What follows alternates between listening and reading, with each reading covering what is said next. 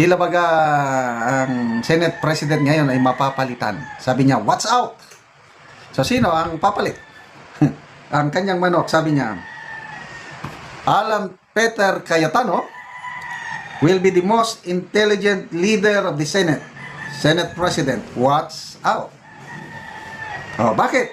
Bakit si Alan Peter Cayetano ang kanyang napupusuan? Okay, ito. Rason niya, Alan Peter Cayetano became the city councilor of Taguig. So nagsimula siya sa baba.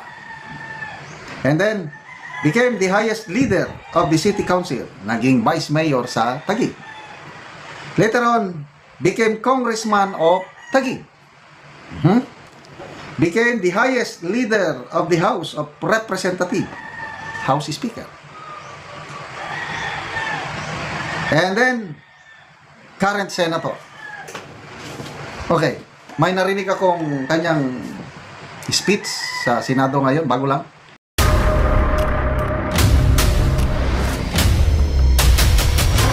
Bago tayo mag-umpisa, baka pwede nyong i-like ang video na to. Malaking bagay ang like sa aming mga content creators. Maraming salamat po.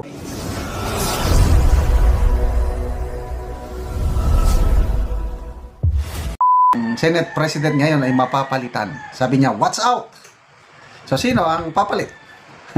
Ang kanyang manok, sabi niya, Alan Peter Cayetano will be the most intelligent leader of the Senate. Senate President, watch out! Oh, bakit? Bakit si Alan Peter Cayetano ang kanyang napupusuan? Okay, ito. Rason niya, Alan Peter Cayetano became the city councilor of Taguig. So nagsimula siya sa baba. And then, became the highest leader of the city council. Naging vice mayor sa Taguig. Later on, became congressman of Taguig. Became the highest leader of the House of Representatives. House Speaker. And then, current senator. Okay, may narinig akong kanyang speech sa Senado ngayon, bago lang. Sabi niya, nung in-offeran siya na maging Senate President, kailan ba yun? Panahon ba ni Tatay? Hindi ko na, basta na-offeran siya na maging Senate President, kaya lang, hindi niya tinanggap. Baka itong current, yung latest na shake-up, itong pinalitan si Chis Escudero, siya ang inoferan na maging papalit kay Escudero. Kaya lang sabi niya, hindi ko maatim na saksakin sa likod si Senator Escudero. Kaya hindi niya tinanggap yung offer na maging Senate President kapalit ni Escudero. So, sabi ko, wow, may loyalty itong tao na ito. So, ngayon, medyo mayroong disgruntlement pagre-reklamo ang ibang senador sa nangyayari sa Senate leadership. Dalawa na ang nagsalita. Senator J.B. Ejercito, sabi niya, muntik na akong umalis sa mayorya, sa majority. Dahil iba naman ang takbo ng Senate leadership ngayon. Sinisira na ang mga senador. Kasi nga naman, yung si Senator Lacson, very sweeping yung kanyang statement na halos lahat daw ng senador nagkaroon ng budget insertion noong 2025. Kaya maraming umalma. Bakit nyo sinusunog ang Senado? Bakit nyo sinisira ang kapwa nyo senador? Yun. Isang pag-aalma yun. And then, Senator Zubiri, yun ang malaking dagok sa grupo nila, itong mayorya. Dahil nagsalita na si Senator Zubiri na hindi na siya maligaya sa Senate leadership. Eh, siya, kasama siya sa Senate leadership. Majority floor leader siya eh. So, kanino siya hindi maligaya? Ibig sabihin, Senate President at Senate Pro Tempore, hindi siya maligaya. Iba na. Nagbubulag-bulagan na sa katotohanan. Ito ba yung...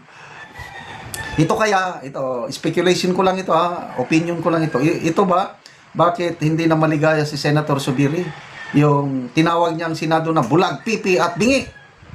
Ito na ba yung Blue Ribbon Committee hearing na parang may pinagtatakpan mula nung lumabas si Master Sergeant Orly Gutesa at nabanggit na ang pangalan ni Romualdez, parang according to Senator Amy, wala na daw susunod na Blue Ribbon Committee hearing. Pati si Congressman Toby Chanco nagtaka na rin. Bakit panahon ni Senator Marcolita Chairman, halos weekly ang hearing. Panahon ni Lacson, ganon din. Madalas, meron bang twice a week. Nabantayan ko rin yan. Sabi ko, it's okay to Kailang mula nung lumabas si Gutesa, ayun na. Biglang na-stop naman. Wala na. Wala nang scheduled hearing. So, ito na ba yung si Senator Amy Marcos has left the group. Yung group chat ng mga 24 senators, umalis siya doon. Hindi niya na kursunada ang nangyayari. So ano sa tingin nyo? Magkakaroon ba ng rigodon ulit sa rigodon ulit sa Senado? Let us see. Sa tingin ko madaling magkaroon ng rigodon. Kasi nga, napakaliit yung diferensya ng majority and minority. Ito ata ang, correct me if I'm wrong, sa history ng Philippine Senate, ngayon lang nagkaroon ng siyam na minority block. Napakadami. So, paliwanag ni Atty. Guanzon, napakadaling magkumbinse. Sino yung kumbinsihin? Number 1, Pia Cayetano. Example, kung ang itotos up nilang mag-Senate President si Alan Peter Cayetano, madaling kumbinsihin si Senator Pia dahil kapatid niya. Kailangan lang nila ng 4 para mag-13. Pia Cayetano. Subiri, nagsasalita na. Ayaw ng si JB Ejercito. Ayan, nagsalita na rin. Ayaw niya na didisgruntle na. So, isa na lang. Saan kukuha? Lito Lapid, madaling makumbinsi yan. Kung saan yung majority, idagdag mo pa yung 2 bilyan. So, yan po. Tignan natin anong susunod na kabanata. Ito, pag-usapan natin, pinag-iinitan nung Diversion Brothers, di umano. Di umano. Yung maleta. Mainit sila dun sa maleta. parang masama ang loob, hindi sila nakatanggap ng basura. Ang tawag nila dun si basura Pero yun yung maleta ng puno ng pera. Pag-usapan natin. Si Gutesa, di ba, tumestigo. So ang una nakita nila, notaryo. Pero lately, mukhang pati brand yata ng maleta. Kino-question. Kino-question na. Ang gago na itong Diversion Brothers na to, no? Si Gutesa, ang itinurong magnanakaw, si Tambi tsaka si Saldi. Ang gustong imbestigahan nitong Diversion Brothers na si Tito Soto tsaka si Lacson, si Gutesa, si Marcoleta, si Chis Escudero, etc. etc. Abay ngayon, yung maleta naman. Ibang klase, no? Dahil sabi ng isang... So hindi sila interesado talaga na mapagsino kung sino talagang mastermind. Lahat ay Yan yung sinasabi ko dati pa. From the get-go, sabi ko, amoy na amoy ko itong mga ito. Tayo, nanggagalaiti tayo. Gusto nating maparusahan, hindi yung mga bubwit, kundi yung mastermind. Etong mga to, hindi talaga sila interesado sa mastermind. Actually, to the contrary, iniiwas nila doon pa sa mastermind. gagawin para lahat kahit sino ang gagawa ng paraan, nalilitaw, ganyan ang gagawin namin sa inyo. Sa bagay. So madidiscourage lahat ang mga tao nalilitaw sapagkat ganun ang kanilang gagawin. Ito nga sinasabi ko. Halimbawa, isa ako doon sa mga kontraktor. At alam ko ang talagang mastermind ng nakawan dyan ay hinahatiran ko ng pera ay halimbawa si Tambi. Tapos idadalin sa Malacanang kay Bongbong Marcos. Magsasalita pa ba ako? Hindi na. Kasi instead na etong Senate, etong Blue Ribbon, imbestigahan yung ituturo kong si Tambi tsaka si Bongbong, ang iimbestigahan ako. May ano ito? Para akong nagbitay. Para akong nag-suicide, di ba? Dapat nga, para maayos natin yung problema, hindi ko sinasabi na yung nagnakaw na kontraktor ay hindi maparusahan. Kung may kasalanan sila, parusahan. Pero pakinggan muna natin sila para dalhin tayo doon sa mastermind. Hindi Ang sinisilip natin yung mga bubuhit. Diba? At ang pwedeng So, ilabas. masasabi ba natin na ang mga taong ito interesado na malaman ang totoo? Hindi. Ang pinagmulan ng lahat ng ito, sino ang may kasalanan nito, sino ang promotor nito, sino ang author ng lahat ng ito, interesado ba sila? Mukhang ang interest nila, Sen, ay Makaligtas sila. pigilan magsalita.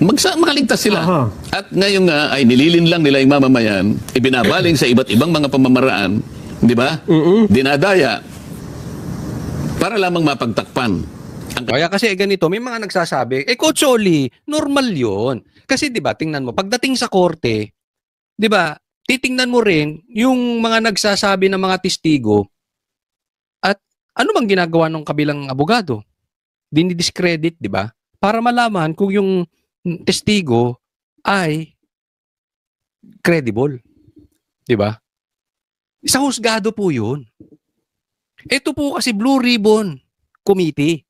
Itong mga senador na to, si Lacson ay para siyang, kumbagat ikukumpara mo sa hukuman, para siyang judge.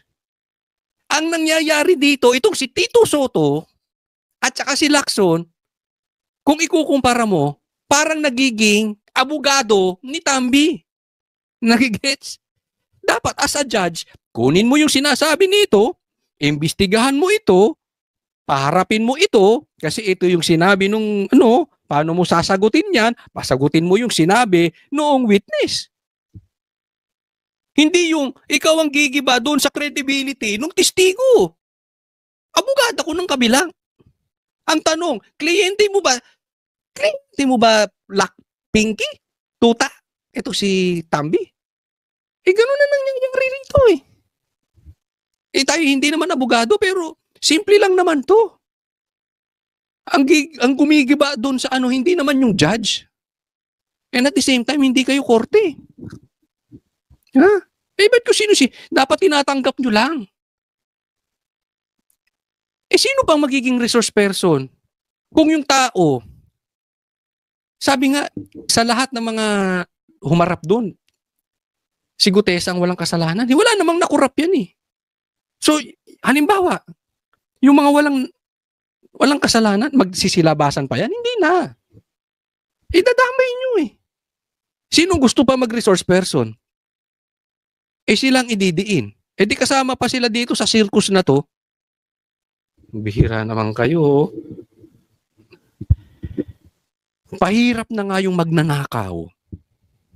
Pinahihirapan nyo pa. Paano tayo maaayos nito? Kaya ako minsan di ko maintindihan yung ibang vloggers eh. Dapat kahit ano man ang kulay mo, pula ka, asul ka, dilaw ka, dapat hindi natin pinipigil papunta roon sa mastermind. Kanilang mga gagawan. Marami pa eh. Ito next po, tingnan natin. Okay, ito gusto kong obserbahan ninyo yung sagot ni Tutasen ha. Obserbahan nyo. Kasi tinatanong siya patungkol doon kay Tambi. Importante bang mapaharap si Tambi sa Senado, sa Blue Ribbon? Obserbahan nyo kung paano sumagot si Tuta. Former Speaker Martin Romualdez actually show up at the Senate Blue Ribbon Committee hearings? He's only been mentioned once. Once lang daw na-mention si Tambi. Hindi. Yung pinalitan mo nga nag-play pa Si Chis Escudero, di ba? Pinalitan mo as Senate President, sinabi niya rin ng mastermind, ito, si Tambi. The name that cannot be mentioned, anong once lang? Sinungaling ka talagang sinungaling ka talagang kabisote. Kabisote ba yung tawag sa kanila noon? Kabituloy. Di ba? May tawag sila doon sa kanilang And so I don't know, I will not have a fairly good judgment of how important that would be. Or Ligutesa? Yeah, Would that be correct, sir? the Gutesa affidavit that is being questioned. Oo. Kita mo, natatawa siya. Oo. So hindi niya makita ang importance na paitawag si Tambi kasi isang beses lang daw nasabi ni Gutesa. At may problema pa yung notaryo. Yung affidavit tapos tabi-tawa. Kikita mo? Kita niyo yung istorya. Di ba? Abogado dating kay Tambi. Ba't hindi mo patawag as a resource person? Kung wala siyang kasalanan, di wala. Pero hindi, doon pa lang. Kinakat na di ba? Itong mga to, hindi ko talaga... Pero antayin natin. Meron daw di umanong magaganap. Ha? So, relax din. Kasi, balita ko marami na rin nagagalit. Hindi na lang sila, siyempre, gigipitin eh. Di ba? Anyway, baka ano pa masabi ko? Kalma lang, meron na tayong nadidinig. Meron na tayong nadidinig na galawan. This week, next week, ha? Maano natin yan. Ito po, ay idagdag ko lang itong yung patungkol dun sa maleta na kina-question nitong di umano nitong dalawang Diversion Brothers. Kasi masyado raw mahal yung maleta. Diba? Pag ganun kadami, iba yung maleta pa lang iaabot na daw di umano ng milyon. Basta I don't remember the exact figure kung magkano yung maleta na yun, no? So, sa dami nun, talagang malaki. Maleta pa lang. Ang Renoma ata ang pangalan nung So, mamahalin. Hindi ko lang maalala eksaktong pangalan at presyo. Kayo nang in-issue. Teka muna, lalagyan mo ng bilyon eh. Ano ba naman? Kukwestiyonin nyo yung presyo ng maleta. Para mo sinabi, ay! Bibili ako ng Sequoia. Gusto kong bumili ng Patrol. Gusto kong bumili ng GMC. Gusto kong bumili ng Ferrari. Kaya lang B8. Magastos sa gas. Yung iba B12 pa. Tanga! Bibili ka ng mamahaling kotse, hindi mo kayang magpagas. Huwag kang bumili ng mamahaling. Naiintindihan mo? Parang ganito yung konsepto nila eh. Ang mahal masyado ng maleta, lalagyan lang ng pera. Yung condominium nga eh. Yung bahay nga sa Forbes eh, ginagawa lang tambakan ng pera eh. Ang babaw naman nung argumento nung iba. Masyara raw mahal yung maleta. Isipin mo, bibili ka ng condo unit sa BGC, tatambakan mo lang ng pera. Bibili ka sa Forbes, pupunuin mo lang ng pera. Tapos hindi ka makakabili ng maleta. Kahit ba sabihin nating milyon yung maletang yan, panis yan sa atin, mahal yun. Oo. Sa akin, hindi ako talaga.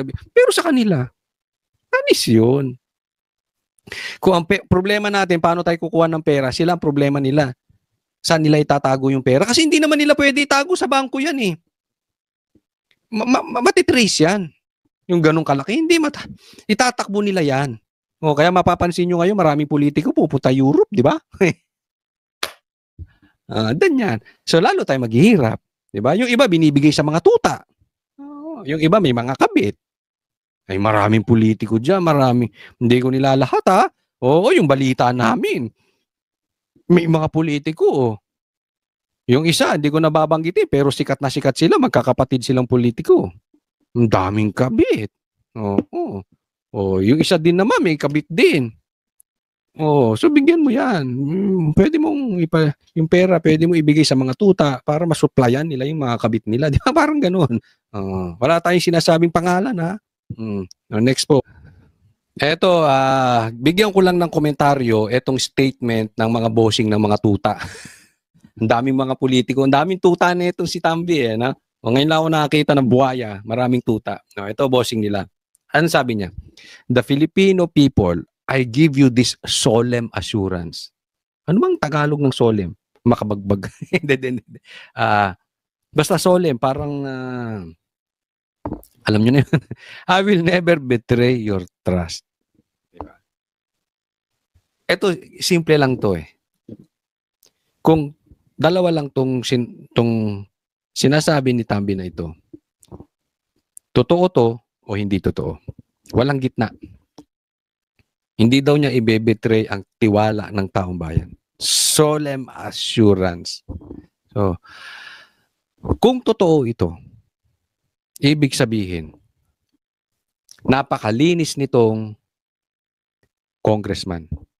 Ito ang pinaka malinis na naging House Speaker. Kung totoo kasi isipin mo, wala siyang kinalaman. Tapos, yung mga nasa paligid niya, kumita ng bilyon-trilyon. Yung best friend niya, nakabili 3 chopper, bahay sa Forbes, private jet, and yet, siya, walang kinita. So napaka-linis nitong tao na ito. Kung totoo itong sinasabi niya. Pero kung hindi totoo itong sinasabi niya, demonyo tong animal na to. Grabe. Wala nang konsensya.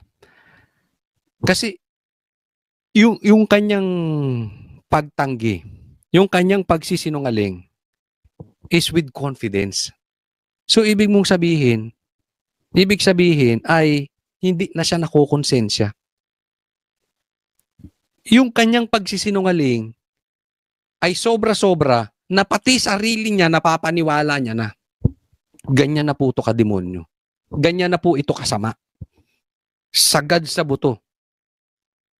Hindi na, wala nang usapang konsensya. Di ba? Yung isipin mo, nakikita niya siguro. Malamang, nakikita niya yung mga nalunod doon. Mga namatay sa Cebu, mga namatay sa Baha, mga namatay sa Lindol, bumabagsak ang ekonomiya ng Pilipinas dahil sa korupsyon. So kung involved siya, baliwala sa kanya yun. Wala siyang pakialam dun. Wala siyang konsensya. Parang sinasabi, wala akong pakialam sa inyo, malunod kayo lahat sa baha. Basta ako, ligtas. Ganun lang yan, dalawa lang yan. Super linis to. O sobrang sama ng tao na ito. Kahit mabatay, yung mga nasa paligid niya, wala siyang pakialam. Your choice. Anong sa tingin ninyo? Super linis to? O super sama? Next po. Ito po ay gusto kong bigyan ng komentaryo. Hindi ko alam kung si Kiko Barsaga ay nagbibiro nito. Bongbong Marcos, totoo ba ito? Tatanong tayo na maliwanag. O nagbibiro si Kiko Barsaga? Kasi sabi niya, breaking news, NFA rice is now for sale in Cebu for 20 per kilo. Nagbibiro ba si Kiko Barsaga? Sarcastic ba siya, Bongbong Marcos, o totoo? Kasi Bongbong Marcos, gago ka kung totoo to. Hindi po mura yun, ha? Ano lang yun? Tagalog ng stupid. Tanga ka, wala ka talagang alam. Kasi ginawa niya na to, if I'm not mistaken, sa Cebu din, di ba, Lindol? Pambihira, ininegosyo mo pa. Yan ba yung pangako mong 20 pesos na ilalabas mo? Yung gagawin mong 20 pesos ang bigas. Kung totoo to, hindi to biro, 20 pesos na bigas. Yung pala, gagawin mo sa mga nasalanta ng bagyo lang, sa mga nasalanta ng baha. Dapat nga bigyan mo ng libre yan. Ininegosyo mo pa.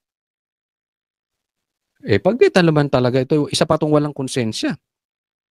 Talagang kayo magpinsan, wala kayong konsensya kung ito'y hindi biro, kung ito'y may katotohanan. Isipin mo, inulit mo pa. Oh. Ako sa tingin ko talagang sunog na utak nitong si Bongbong Marcos kung totoo to. Wala na to. Wala nang future ang Pilipinas. Sunog na to. Next po. Ito po. Tingnan po natin, sabi, Consulate General of the People's Republic of China in Cebu. We are donating water and canned foods to the families affected by Typhoon Tino, wishing Cebuano strength and hope. Buti pa yung consulate ng China nag-donate. Si Bongbong Marcos. Di umano, magbebenta pa ng bigas na 20 pesos. Animal na yan. Ito yung kinahagalitan nila. China. Sila pa yung tumutulong. China. Yung pinagmamalaki mong Bongbong Marcos na EDCA. Ni hindi man lang namin naramdaman dyan sa Cebu. Ni wala man lang naitulong sa Cebu. Sinabi nyo ang purpose ng EDCA ay para makatulong. Pagka may ganitong klaseng disaster. Asa na yung EDCA? Hindi. Nagpakatuta ka sa mga kano, ang tumutulong sa atin, China. Hindi ka ba nahihiya niyan, Bongbong Marcos? Sa bagay, Inaway mo yung China doon eh. Nung umattend ka dyan sa ASEAN eh. Tapos, mag-gate crash ka para kamayan si Xi, President Xi. Kakahiya ka talaga, Bongbong Marcos. Pero tama to. Tama itong ginagawa nitong consulate ng China. Consulate General of the People's Republic of China. In goods po, wag kayong magbibigay ng... Ito parang insulto to sa gobyerno natin. Hindi sila magbibigay ng pera. In goods po ang kanilang ibibigay. Kasi kung pera yan, mapupunta na naman yan sa mga lintik na mga gobyerno natin. Sa mga lintik na mga politiko, sa mga buhaya nating politiko na kahit na disaster na lang, ang iniisip yung kanilang kapakanan. Kapakanan na magbenta ng 20 pesos na bigas, kapakanan na maituro ang Duterte, kapakanan na makuha ang pera pa. So tama yan. Diba? Tama. Buti nga eh. Supalpal sa pagmumukha ng Pilipinas yan. Natong mga politiko. O nga pala, ang SMNI meron din silang pinost ko sa Facebook. Okay? Maaasahan yung SMNI. Talagang ipinamimigay. Okay? So, kung gusto nyo pong mag-donate, it's up to you. Ha? Kung sa SMNI, para maparating sa Cebu, kung may kaibigan kayo, parating nyo na ng diretso, basta wag lang sa gobyerno. Ha? Wag. If maaari, in kind, in goods, or idiretso na. Okay? Ito, tingnan natin. Si Bongbong Marcos ang tulong. After 3 days na nasalanta ang Cebu, ito si Bongbong Marcos. Pumunta ron at nagphoto op. Ito na naman siya yung mga payuko-yuko, patingin-tingin sa helicopter. Ito naman yung paturo-turo na naman. Tingnan mo yung kuha rito, di ba? Parang may harang. Diyan lang kayo, ha, dyan. Ayos kayo. Posisyon nyo yung mga bata dito. Posisyon. Yun lang ang kinuhanan ng camera eh. Yun lang, si Bongbong Marcos lang, tapos konting crowd. Sana man lang kinuha ninyo hanggang likod. Di ba yung sitwasyon? Kasi yung bang halatang-halatang parang mema lang, may masabi na may ginawa siya. Kita mo, parang may harang. Ito, yung inaapakan niya, harang. Dito ako, kayo dyan na mga madudumi, dyan lang kayo. Tapos kunwari, kuna ng picture, kunwari kinakausap, kunwari concern, kunwari tutulong, di ba? Pero huwag kayong lalapit. Kayo lalapit, dyan lang kayo. Children, distance. Distancia amigo. Di ba? Halatang halata. Ito, paturo-turo. Akala mo nagbibigay ng instruction. Hindi. Walang alam yan eh. Anong tulong na ibigay niya? 20 pesos na bigas, magbebenta. Ano pa? Ano pa ba? Ano pa naku? Mahuhuli ba? Di ba anong ginawa nilang ng kanyang spokesperson na tinaguan niya sa palda? Sinisi pa Duterte. Imbis na habulin niya. Tignan mo itong loko-lokong to. Imbis na habulin niya. Yung sino nag-ghost projects o sino yung gumawa ng flood control nung kanyang panahon, habulin niya. Ipakulong niya. I-serve niya yung justice. Hindi, tinuro na naman ng Duterte. Inutil talaga no? Wala talagang kwenta to. Ama naming Diyos na makapangyarihan sa lahat, salamat po sa iyong pagmamahal na hindi nagmamaliw. Sa gitna ng kaguluhan sa aming bansa, turuan niyo po kaming magtiwala sa iyong hustisya at hindi sa hustisya ng tao. Linisin niyo po ang aming mga puso at ituro niyo po ang tamang daan ng katotohanan at pag-ibig. Tulungan niyo po kaming maging ilaw sa gitna ng dilim at ipakita sa mundo na may pag-asa pa sa pangalan ng aming Panginoon Hesus. Salamat po sa pag-ibig po ninyo at salamat sa pagdinig ng aming mga panalangin at iligtas niyo po kami. Sa pangalawa po niyong pagparito at patawarin po kami sa lahat ng aming mga pagkukulang at pagkakasala sapagkat ito po ang aming samutiling sa matamis na pangalan ng aming Panginoon Hesus. Amen. Sa lumang silid, mag-isa kang tahimik. Walang kamera, palakpak ay Sa bawat pader ng bayang iniwan mo, may pangalan mong di na mabubura.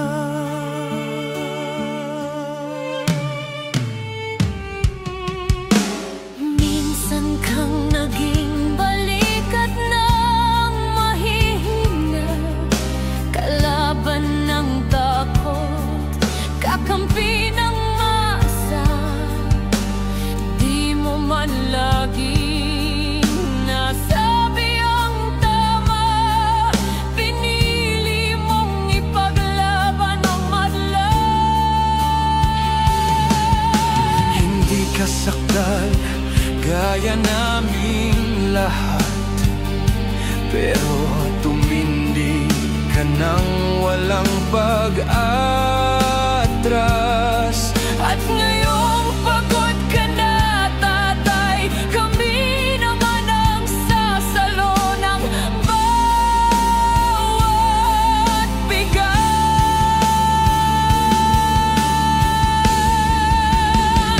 Hanggang sa dulo, ikaw ay mahal. Kahit papagod na ang iyong katawan.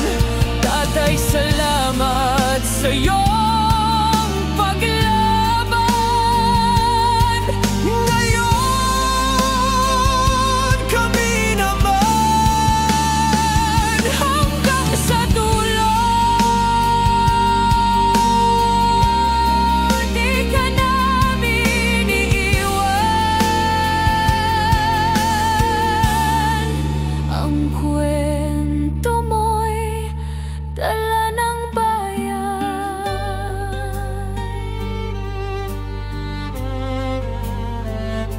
tahimik ka na sa mga batikos. Wala nang tugon, wala nang galit, pero sa mata ng mga maralita, naroon pa rin ang tapat mong alaala.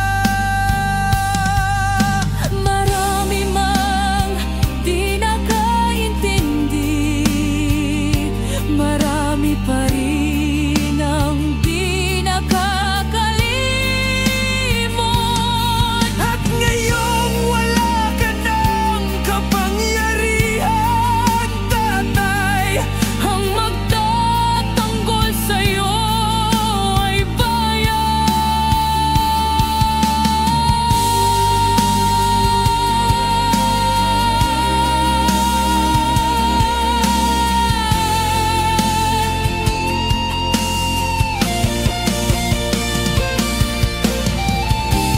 hindi ka nag-iisa. Kahit ngayon.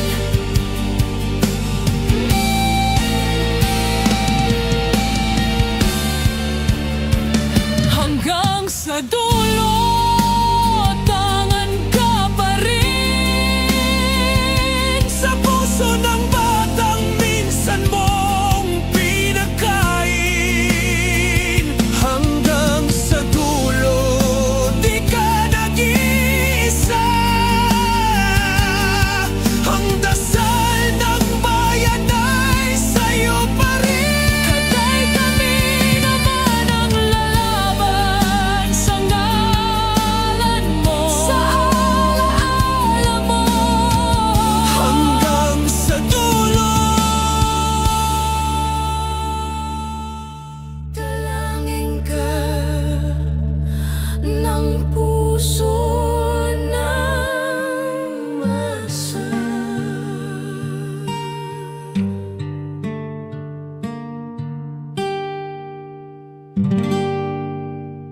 At yun na nga mga kababayan, ano na ang masasabi mo?